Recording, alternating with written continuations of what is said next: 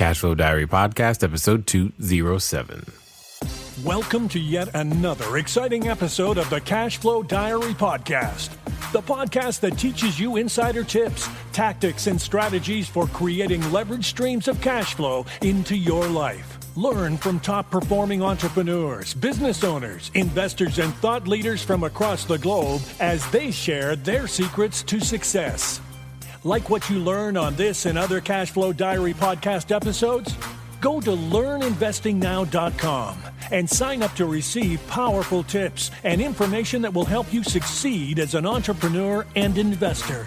Now, here's your host, investor, entrepreneur, business owner, educator, speaker, author, and master facilitator of Robert Kiyosaki's cash flow game, Jay Massey. All right, ladies and gentlemen, welcome to another episode of the Cashflow Diary Podcast. I'm your host, Jay Massey, and you guys know what's up. We have been having a ton of fun, lots of insight, gaining wisdom from the individuals who have gone out there and done things that you might now think are actually possible for you, which is great. And that's been the goal of this entire series is, hey, how can I take what I used to earn in a year and do it in a month? And we've set the mark at $100,000. We've set the mark at $100,000. And for some of you that may be like, I just don't get that. How is that possible? Or maybe some of you are thinking, if I did that, I just wouldn't work 11 more months and I'd be happy. That all of those things, completely acceptable thoughts. And today we have yet another individual who has been able to make this happen. And here's the thing that you're going to find many unique things, but she, and yes, you heard that correctly, ladies, you can do it too. She has a unique business that I would have never considered in this particular arena. And I'm excited to learn more about it. Her name is Elizabeth Doherty Thomas, and she is the co-founder of the Doherty Relationship Institute, and they do marriage and family therapy. You're like, what? I know. That's exactly what I was thinking, is how on earth do you go from that, sitting on a couch, to $100,000? Now, here's the unique thing that I really like. 30 days was too long for them. Did it in 7.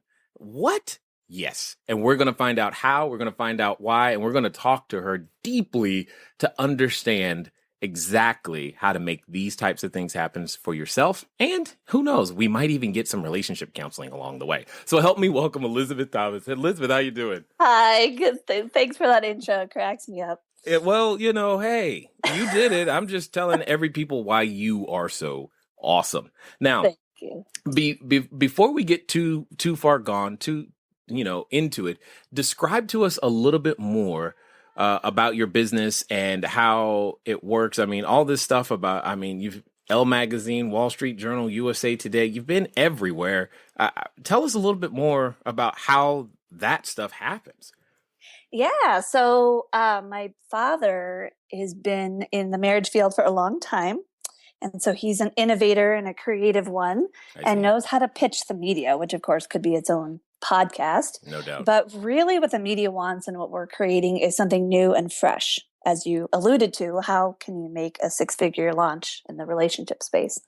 So, so Marital First Responders, which we won't talk about as much because that's still in launch mode, is a fascinating way to help people. So if people confide in you about their marriage, you are a natural confidant, and we call you a marital first responder, and we're offering training on helping you be better with your friends and family, like know what to say and how to support them better. Well, I know I get stuck a lot.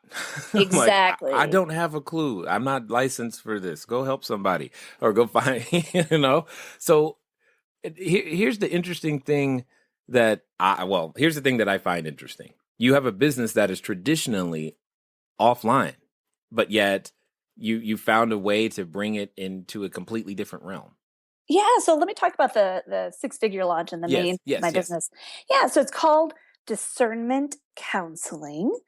And what we did was, my father, who's my business partner, created many industries. You have a stuck point in your professional role. And so for marriage counselors, the stuck point is one person, often the woman, because 2/3 of divorces are filed by women. The woman says, I don't think I want to be married. She's just stuck. Like, I don't want marriage counseling because I don't like the guy, but I don't know if I want divorce because that's a pretty big deal. Meanwhile, the guy is completely freaking out, right? He's like, oh my gosh, what's going on? Mm-hmm. So they go to a marriage counselor.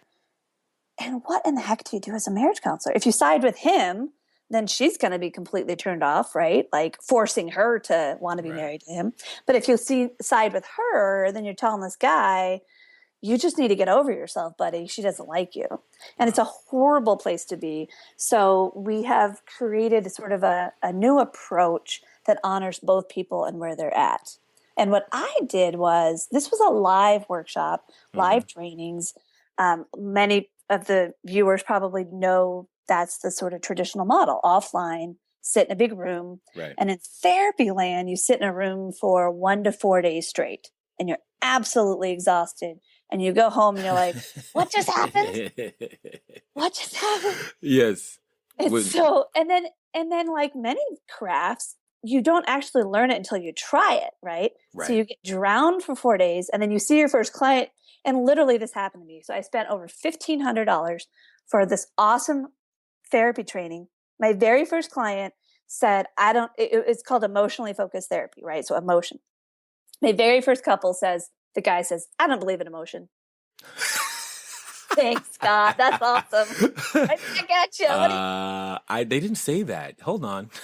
Exactly. Anyway, so I knew there was a need in the marketplace to go online with the training and online with the ongoing support. So when you see that first couple, you can say, oh my gosh, what do I do now? So we have put all of that online.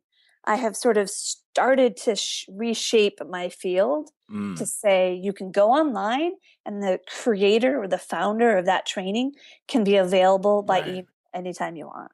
That's awesome. Therapists are loving it. Well, of course. I don't have to get on a plane. I don't have to, deal with the hotel and travel and then God forbid hours for dollars. So you spend $2,000 to $3,000 to go and you lose $2,000 to $3,000 in income. That's right. Because you're self-employed. Yes, absolutely. Absolutely. And again, well, I hope for those of you listening, you've heard me say, like many of you have asked, hey, Jay, how do I find a real estate deal? And I've said, quit looking for deals, look for problems. And you've heard this exact same thing right here. So Elizabeth, let me ask you this, because I think this will also help people understand a little bit more about you. I tend to look at today's entrepreneurs a lot like yesterday's superheroes. So, Wonder Woman, you can Hulk, Black Widow, whatever. We entrepreneurs and superheroes have a ton in common. I mean, occasionally we get dressed up. Sometimes we put on a cape and maybe tights and masks, and we use our special skills and abilities to go around and hopefully improve the quality of life of other people. So, I also think that superheroes, and entrepreneurs are alike in another way that's important. Is that before, Wonder Woman was Wonder Woman, she had a backstory. She had a life. Something happened to her. She had a superhero moment where things changed for her, but she was just a normal girl. Exactly. So before all of this, before you had this inspiration, before the marriage and family therapy, before all the news, what I want to know is, who is Elizabeth Doherty Thomas? Yeah, well, I think one theme is the accidental entrepreneur, and yet it's not an accident, right? So like my very first entrepreneurial experience was biking to the local store to buy Charms blow pops to resell them to my classmates. Yes. I even learned the scaling thing. It was like, I can't remember if it was 50 cents per blow pop, but if you bought 3, it was 75 cents, right? So like learning all of that and how it increased sales. And I loved Girl Scout cookie selling. I love that. My aunt had a stained glass shop in my grandma's front porch in rural Iowa. And I was just like, oh my gosh, the cash register and the inventory. Right? I was just like, completely nerding out. But like a lot of your viewers probably, other than my aunt, nobody, my dad's an academic and my mom was a nurse. So We actually didn't have frontline exposure to the business world. And in fact, when I turned 25, I had a quarter life crisis thinking like the business world was evil. Anyway, so really quick backstory. Went to college, didn't know what I want to major in, thought I was going to do education in Spanish, and I ended up deciding I couldn't be a teacher, went down psychology. It seemed the most interesting, freaked out, could not be a therapist, too extroverted. Oh my God, sitting in a room all day with somebody, shoot me now. So what did I do? I go into HR, which is ridiculous because it's the same thing. Talking to people. Less pay. It's their job. Right. And then it was kind of this values of around having kids. I think a lot of us struggle. What do we do? Wanting to be home, money, that sort of thing. So my husband and I decided he made more money. So I would be home. And my father was starting a website and we didn't know anything. But it was sort of the accidental, I'll just do some customer service for it. Mm-hmm. So here's where the universe shifts, right? So my husband had a career crisis, could not stay in corporate. I was a stay-at-home mom on this little baby website. The baby website was failing after its first year because we knew nothing about anything. Right. And so it was my ego to say, oh my gosh, like I can't afford a job and pay for daycare. So I need to crush. What is that? Yeah, I'm sorry. I got you. Exactly. That is such a conundrum. It's like if you want to send somebody, if somebody wants to work, it's like, yeah, but daycare costs more than you would earn, so stay home. Exactly. So it was kind of one of those, I had everything to lose. And so I just crushed it. We had no money, right? Which is a common thing. Woohoo. So I learned, this was 2006, 2007, 2008. I learned search engine optimization, right? Ranking high on Google organically. I thought, I remember interviewing a potential agency and listened to the person. And I was like, you know what? I'm smart. I think I can do this on my own. I don't need to pay him a bunch of money. I don't trust him anyway, right? A lot of viewers probably don't trust people either. And I'm here to say sometimes that's good because you learn a ton. Right. Yes. Have to do it on your own. So then I did crush it. And my therapists were so hilarious. So we did an annual membership and the letters for the next year were, I don't know what Elizabeth did, but keep it up. Keep up that magic. And so that's what really inspired me. I'm a very concrete, I need to see results. I don't like pie in the sky thinking. I like to get things done. And so having that initial success spurred my curiosity about this entire internet marketing space. You know, it's interesting how I like the idea of the accidental entrepreneur or accidental landlord or accidental anything. Yep. And how oftentimes we weren't really looking. I know myself, I wasn't looking for real estate. Real estate became a part of the solution as a result of the problem. I had a question. How do I earn money if my wife is sick and I'm sick and I can't work? Exactly. And I honestly think if my husband had not had a career crisis and decided, he actually became a therapist too. So he was in grad school making negative money, right? Because you're paying tuition and not making money. Great combination. That if he hadn't done that, and I fully supported him in that. I'm a firm believer that you got to listen to your soul, and education debt is good debt. But if he hadn't done that, I wouldn't have had the pressure to learn and to do something. So it was absolutely hell what we've been through. Right. And we're still coming out of it these many years later, but I don't regret it for a second. I can't imagine not doing what I'm doing now. Well, now you're bringing up a really, really great point. On this journey to the 100K, on this journey to success, on this journey to making anything worthwhile, often we do encounter roadblocks, setbacks, failure events, etc. My question is, with those, because I know there's a number of people listening, their intent behind studying and taking another course and doing all this other stuff is to avoid everything you just said. So my question is, I hear you. But my question though is, do you think that's possible? Can you reach that destination without experiencing the pain of failures and those roadblocks and tough situations? Is it possible? Could you, looking back now, hindsight's 2020, could you have avoided it in any way, shape, or form? Nope. Unequivocally, no. Because you have to learn and fail. There's like literally no such thing. Actually, have you noticed that there are some, I think Mark Cuban even said this, the Shark Tank guy. He said, I don't trust one-time success people where they had like one single launch and then that was it. Right. Because they have an ego. Right. They haven't experienced the failure and the humility to say it's a lot of hard work and there's an element of luck. Yep.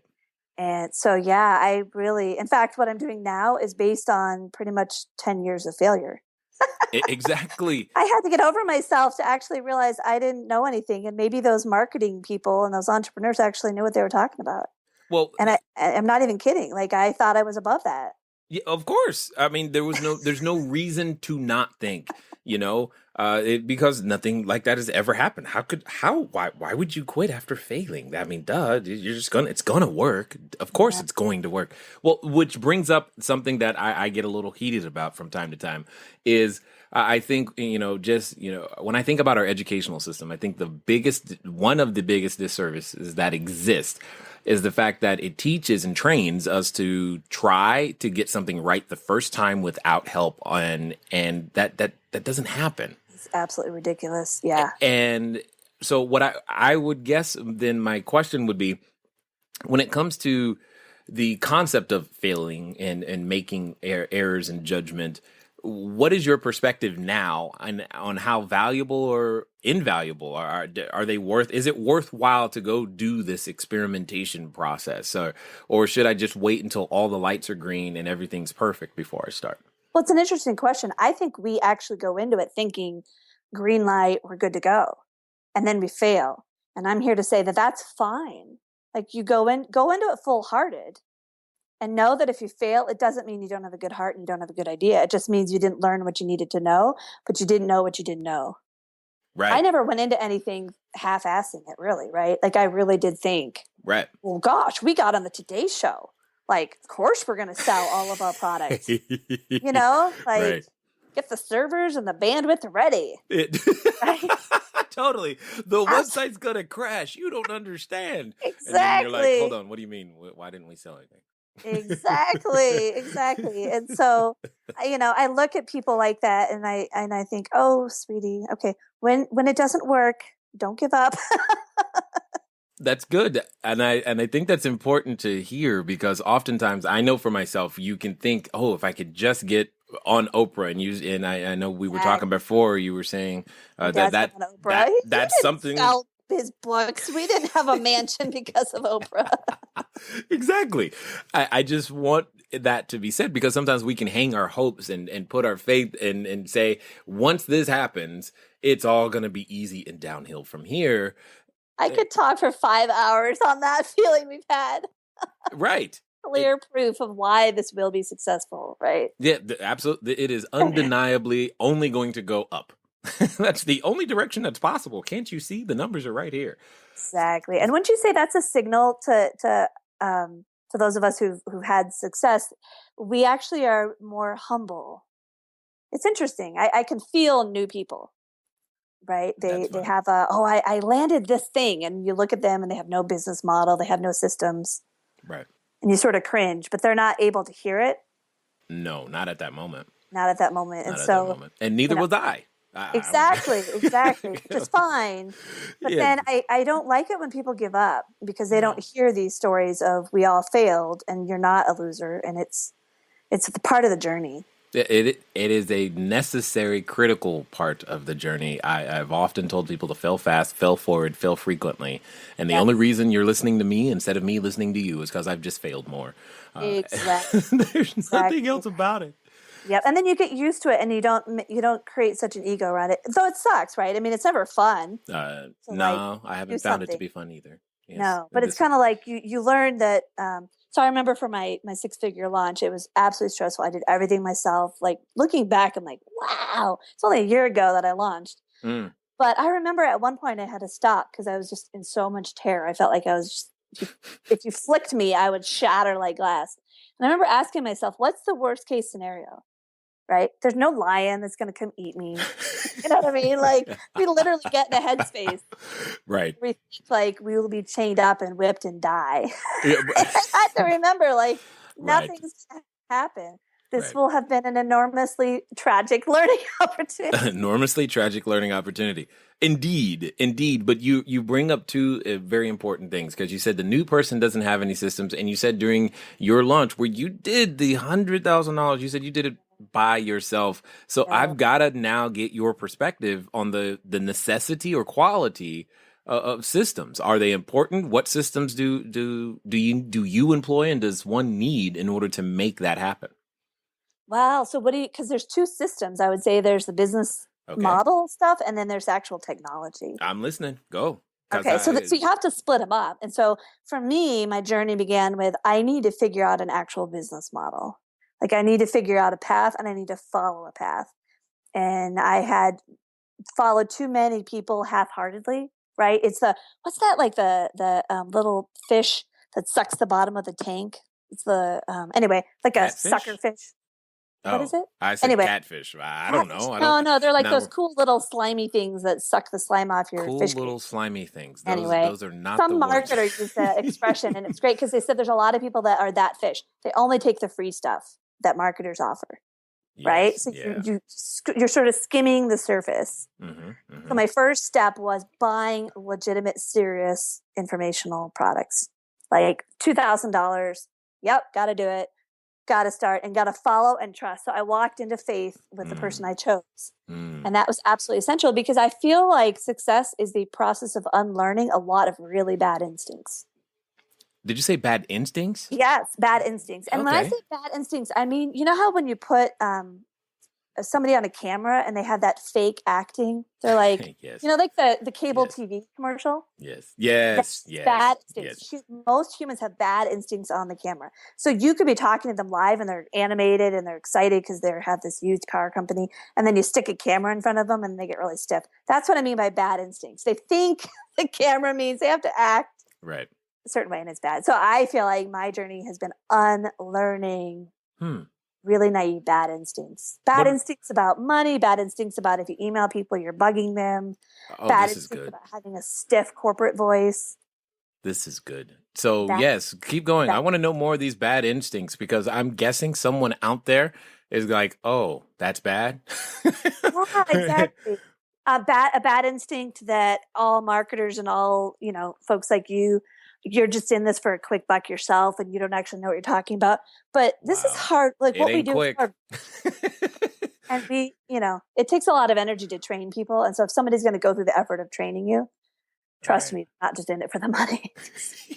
Other ways to make money that don't involve being annoyed by your basic. Right? You got it right. You preach, sister, preach. So anyway, so listening, and then just it's fear, a lot of fear. Just ignoring the fear and saying, okay, the system I'm following from this person I trust who has made it work, I just need to listen to that because I am not better than them. And so a lot of just fear, asking for money. Oh my God. Price points, right? So my offer was going to be like $147. And then I gasped. My husband was like, what if you charged $597? And I almost had a panic attack on the spot. Oh my God, it's so much money. And we launched at $997 and now we're at $1,297. And my goal is to get the offer up to $2,000. So, I would not have had a six-figure launch. And here's the other thing about the instincts. Bad instincts say I need to go really cheap because people won't buy. But here's the flip side. I worked my tush off for that six-figure launch. Right. I mean, I've never worked so hard in my life because I'm kind of a slacker. I was like the solid B student in school, academia, whatever, dude. I'll read your book, but I don't want to regurgitate what you want me to know. But I worked butt off for that launch. And I cannot imagine if I had made $40,000 or $50,000. That's not sustainable. I could not have continued. So part of the instinct was I need to charge an amount that keeps me afloat, because if I'm going to fail, I'd rather fail and know that I need to do something different rather than succeed with mediocrity and still be freaking out. Right. So this is something this is good. So here's something I want to know. Yeah. Now, when did you have the inkling that, oh my God, we're going to get to $100,000? All right. So today I only have really one thing to say to you. hopefully you're beginning to realize that limits are those things that you and we put on ourselves to give us an excuse to not actually go for it in full force. Here's why I'm saying that. $100,000. Everything else was time frame. 10 years, 1 year, 30 days, or 7. Either way it goes, the point is that it's possible. And these are individuals who are out there absolutely crushing it, making it happen. And before today, I hadn't even considered the idea that I would find a guest that had done it in 7. But fortunately we have, and now you know Elizabeth too. So let's just get right back to it and find out what was going through her head when she began to realize that we might actually do this in 7 days. Like, when did that thought process, like that? I know that moment you hit push and you hit the send button, and then you're just like, it's terrifying. Yes. I remember that so I did a product launch formula style of Jeff Walker, and so it's 2 weeks of videos, and then you open the cart and I did it for 7 days. And for any women who've had babies, that open cart day, I literally felt like I was in contractions, like I was laboring. I went to Target. I was like, nobody knows I'm pregnant with a business right now. Right. It's first. I think I had a sense around the launch time. Okay. It's just something, it felt different. It felt really different than all the times that I thought I was going to succeed because I was in Modern Bride and Today Show and USA Today and all these sexy things. This felt different. This felt like, I can't even describe it, but it felt really, really different. Interesting. So I played Endless Lady Gaga. She was on Howard Stern with an acoustic version of On the Edge of Glory. I played that like 300 times during the launch because I felt like I was on the edge of glory. That's awesome. Isn't that hilarious? I don't even like Lady Gaga, but I love that song.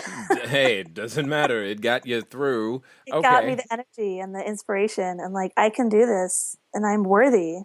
Yes, and the thing that I want everyone to hear is the transformation, the mental mindset shifts that are required in order for you to get yourself to perform at the level that you're trying to perform at. I mean, this is something you had never done.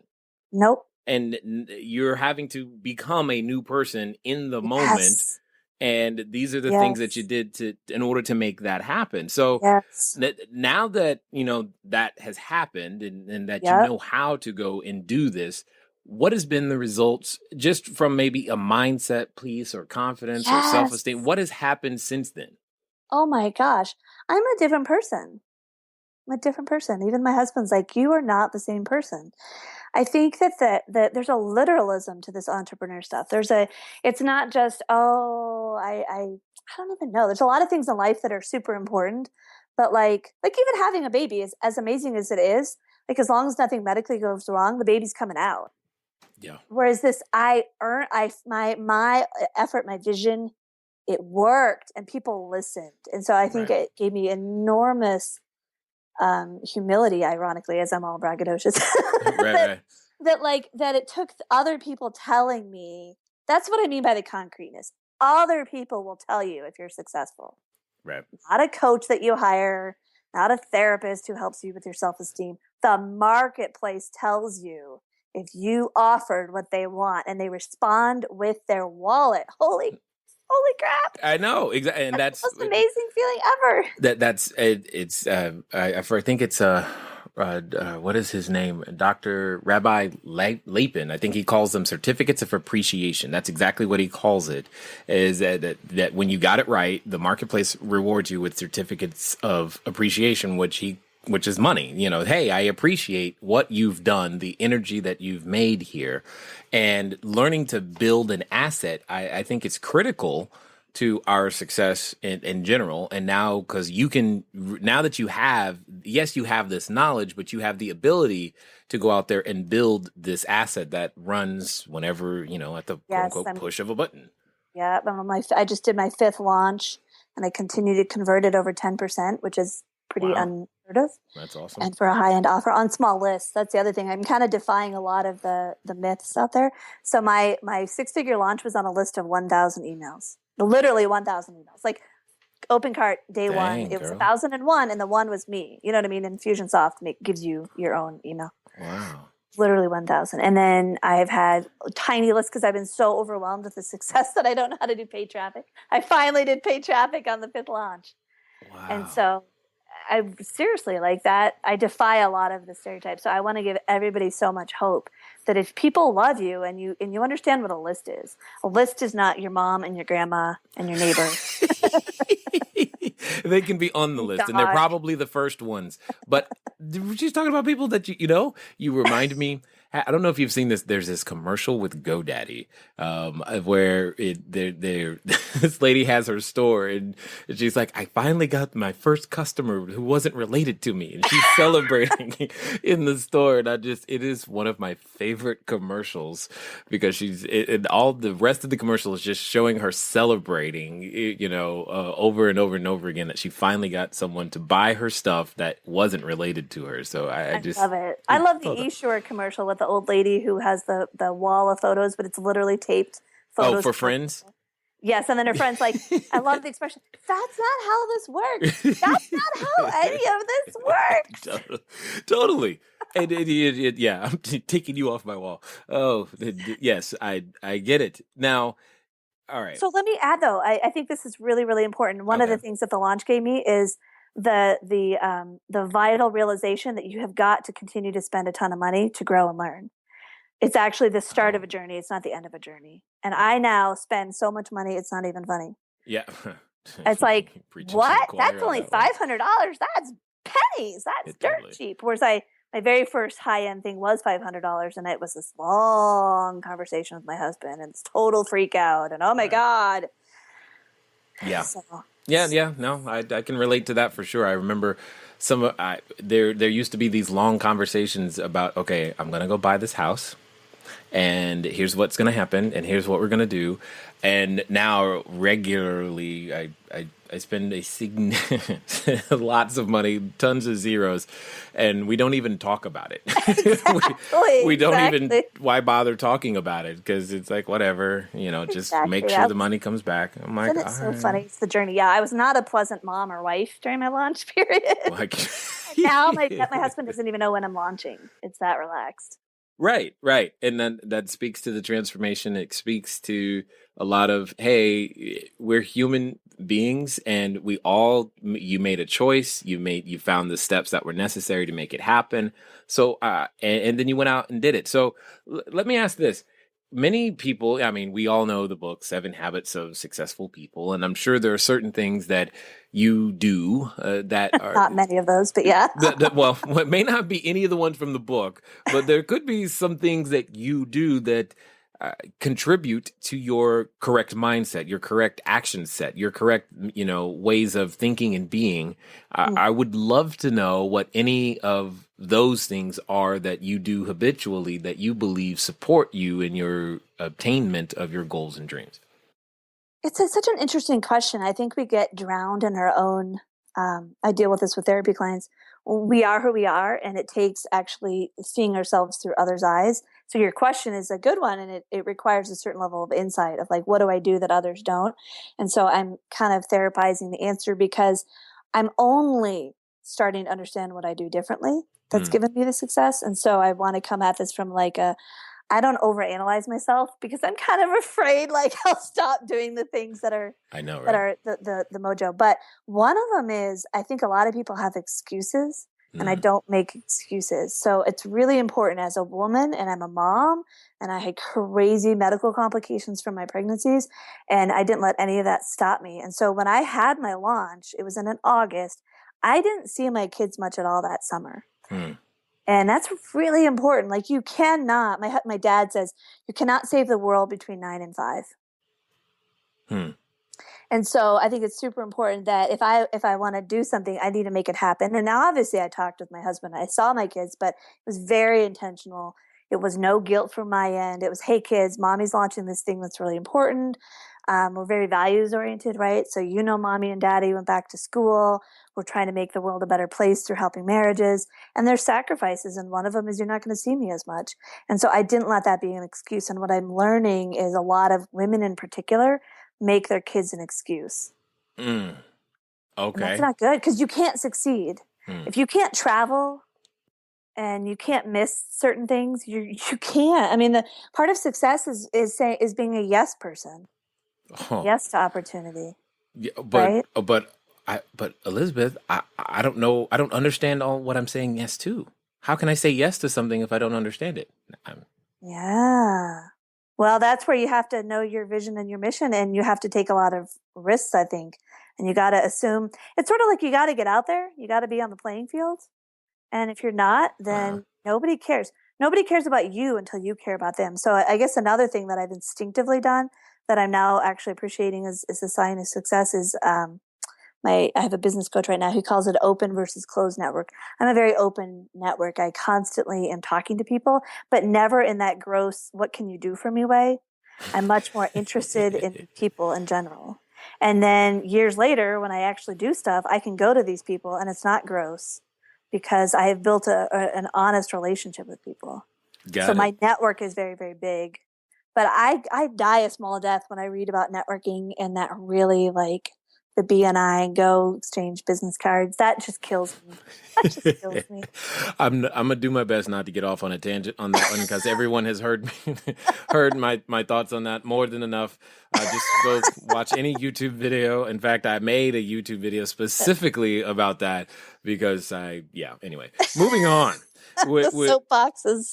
Yeah, they're just certain things. You said instincts, right? The instinct is I've got to do that or do it that way, and so there suddenly becomes products in the marketplace that fulfill that instinct, which necessarily doesn't help you sometimes, simply because you think that's what you need, and that's like the wrong thing.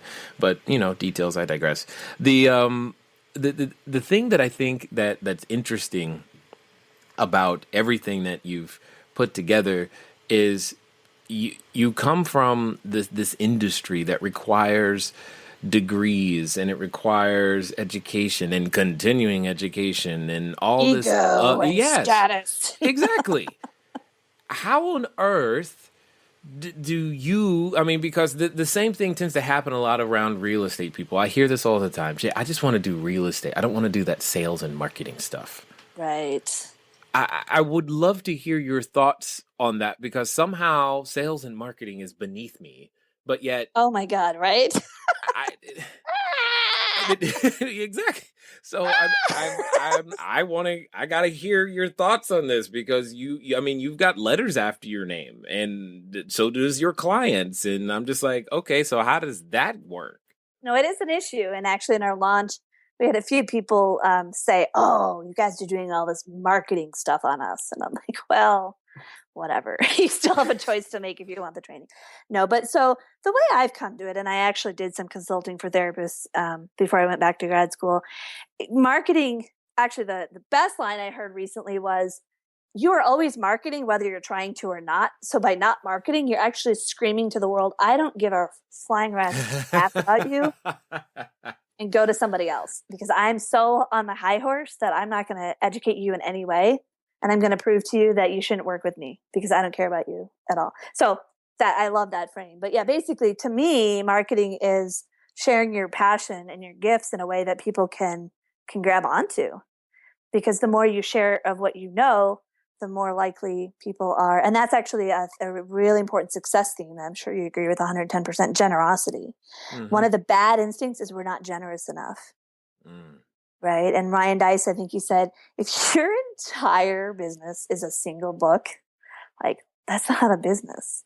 Like if you're afraid of giving away stuff because, oh my God, I'm giving away everything. That's not a business. That's a hobby. That's like a single point of information. So anyway, so being really, really generous is absolutely essential. Agreed. I've also said things like he or she who educate to dominate. That's been the philosophy that we've used. Yep. So we've got a lot. We get the frequent email. Hey, I can't believe you gave us all this for free. Exactly. I'm like, yeah, well, there's more. Exactly. Watch, here it comes. Yeah, and then for status people, I'd say one of the things that that I actually have used to my advantage is when people kind of tick me off because I don't like how they're marketing or I don't like what they're doing or what they're saying, I actually leverage that as energy to do good for the marketplace. Like I leverage my anger at bad advice to market. Take what you can get, right? Totally. So I think some people have a high status and like, I don't want to be like those people. And it's like, well, you don't have to be gross, but did you realize you're telling the customer all professionals like you are like that person? Right.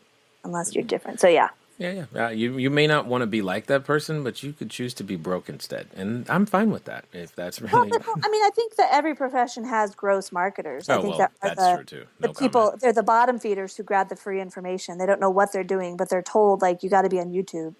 So they're on YouTube with their one view video, right? And it's like, oh, sweet pea, you have bad lighting, bad audio, no call to action. But I'm proud of you. I mean, so you got to pay attention to like the good people. Oh, dear Lord, Elizabeth, you are killing me over here.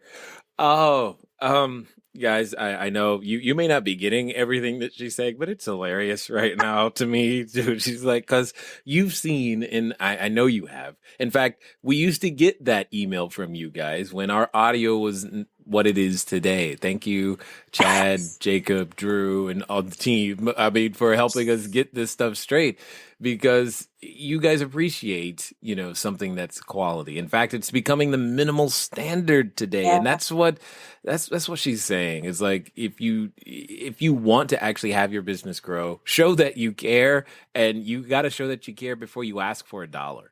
Exactly. Yeah, exactly. You have to honor your customer, and they only care about themselves. So if you don't care about them, why should they care about you? Yeah.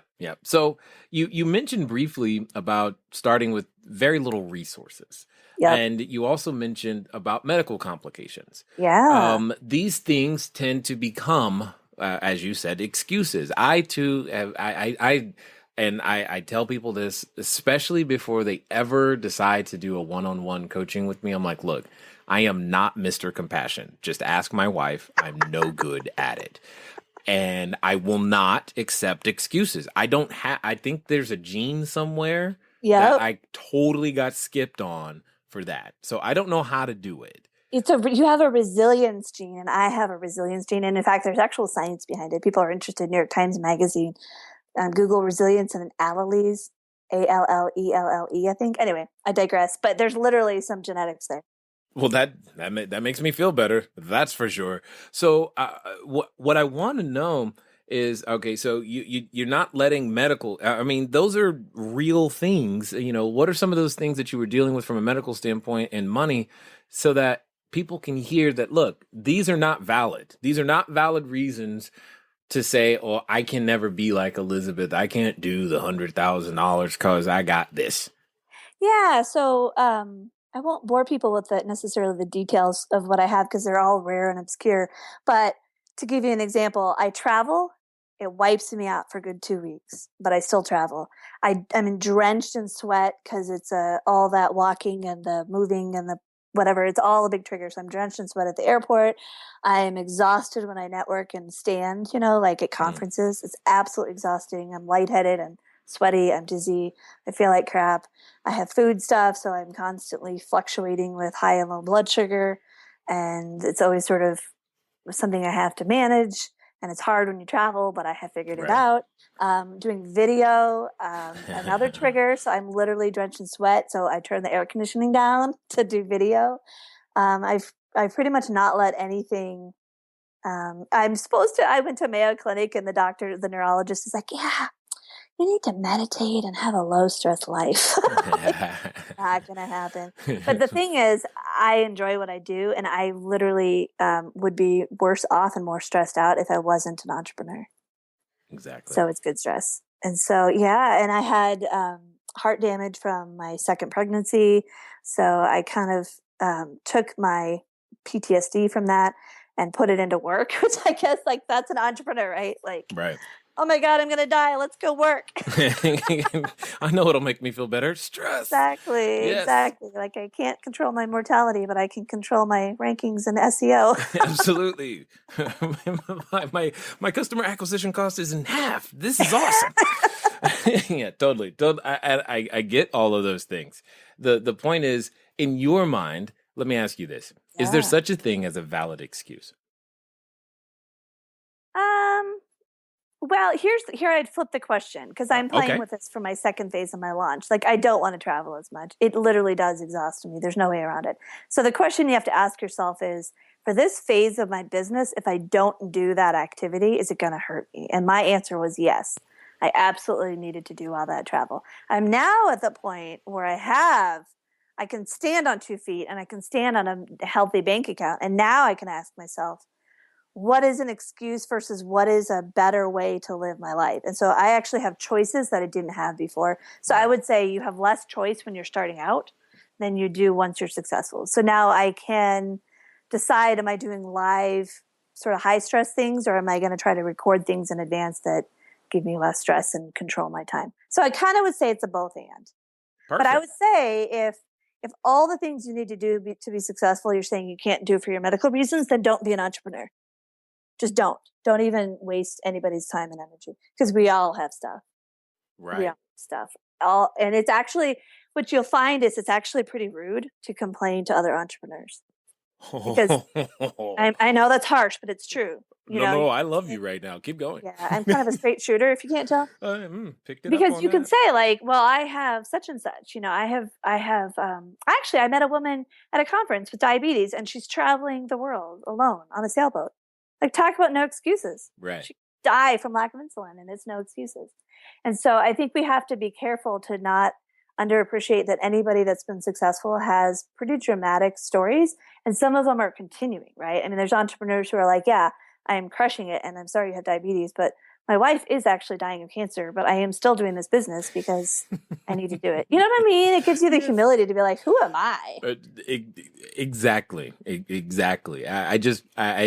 underscored it perfectly, because occasionally we can be deceived into thinking for them, the road was paved with gold and there was never anything in their way. And it just had to be easy, because that's the only way I can see that anyone could ever get to that level in a month, and let alone 7 days. So, those are things that we can think erroneously.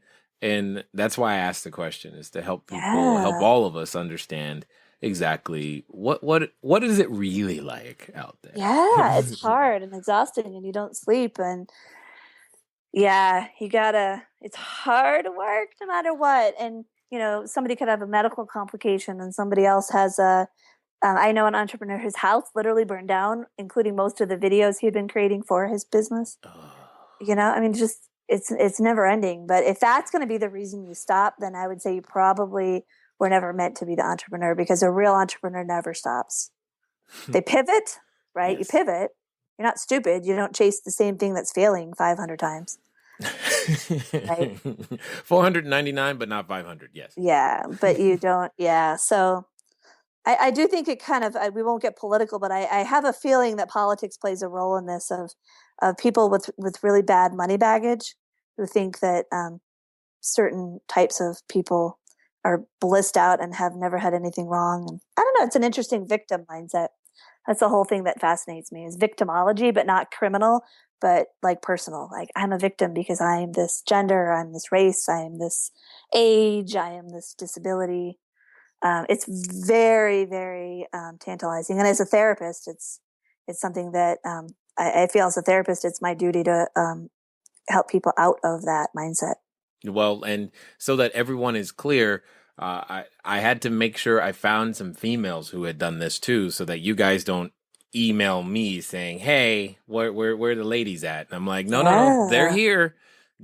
So you can't say, there is no excuse that they exist. Now, for those, Elizabeth, that have been listening this far and are going, maybe they are therapists themselves, or no therapist friends, and they could help, or maybe they themselves need help. They need help themselves. What would be the best way for them to find out more about what you guys have going on? Yeah, so I would have people go to the website called discernmentcounseling.com. Okay. Discernmentcounseling.com, and that's directed to the public and to professionals. We also have divorce attorneys on there who are what we call family friendly. So they if you are going to get a divorce, they're the best people we recommend. And we're growing all of that. So it's by no means, success is not a one and done, which is another huge myth. Right. You mean you're not laying out by the pool today? I know, right? I have people like, oh man, if I had a 6-figure launch, I could pay off all my student loan debt. And I'm like, and you realize I would have no food tomorrow if I just got off my debt. Like, there is no magical paycheck coming to me. This is literally my paycheck. Yeah, right. Totally, right? People are funny. Well, yes. That's why we do what we do to help them out. That's why we do what we do. So, last question here. If someone that, was considering putting on their superhero outfit, becoming that entrepreneur, they're standing in front of this superhero outfit store, picking out their capes and tights right now, yet in the back of their mind, they still have that voice. And the voice I'm talking about, that's plaguing them, that's nagging them, that's just very, very loud and still in their way. What would you say to them right now, Elizabeth? I would say take your doubts and your fears and all that nagging stuff seriously, and know that there is an answer and a workaround and a reframe out there for you. I guarantee it. No matter what, I don't even care what it is. Somebody is in your shoes now or was in your shoes and can soothe you, can give you the tool, the tip. I'm a huge resource queen. I love finding resources. So I guess that's my tip. You are not alone. There is nothing that you want to do that somebody else hasn't done successfully that can't help you on that journey. Agreed. You're not alone. That's Agreed. my biggest tip. You're not alone. Nothing. Love it. Love it. Love it. Love all of it. I personally want to thank you for taking the time to share with us here and just to invest in the audience, and we will do our best to produce a return. Yes. Well, this was so much fun. Thank you for having me on. All right, ladies and gentlemen, you know what time it is. It's time for you to move at the speed of instruction. What does that mean today? That means go check out discernmentcounseling.com, because you're like, how on earth can this do 6 figures? Well, go find out. Look at it. Here's the thing. It doesn't matter the industry. It doesn't matter the gender. It doesn't matter anything. All that matters is that you find your people that you want to serve and you go give them the best of you that you possibly can. Hopefully, you're getting that message. It's been fun talking to you today. I look forward to talking to you soon. Until next time.